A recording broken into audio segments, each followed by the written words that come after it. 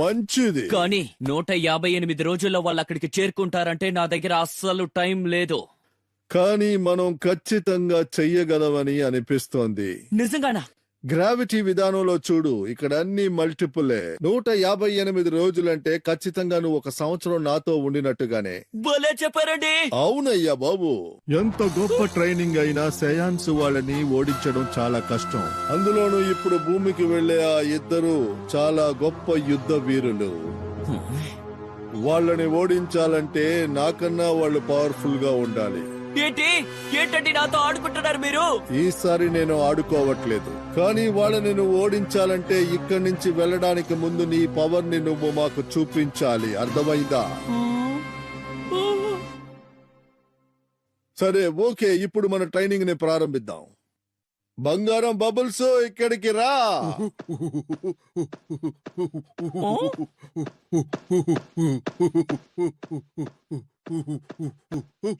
మొదటి విషయం ఏంటంటే ఇక్కడున్న గ్రావిటీకి నువ్వు అలవాటు అవ్వాలి. బబుల్స్ ని ఎలా అయినా పట్టుకోవాలి. ఒక విషయం చెప్తాను, వాడు చాలా వేగంగా ఉంటాడు, అందువల్ల నువ్వు ఎలాగైనా పట్టుకోవాలి. కుదరకపోతే వదిలే.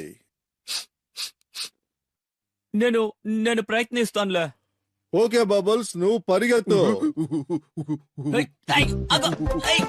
మర్యాద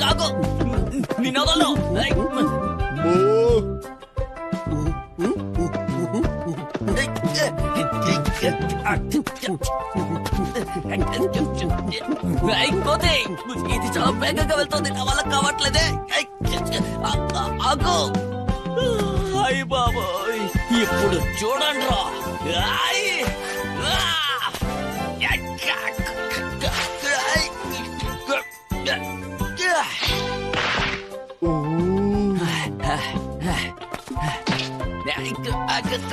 మర్యాదగా బయటికి రా.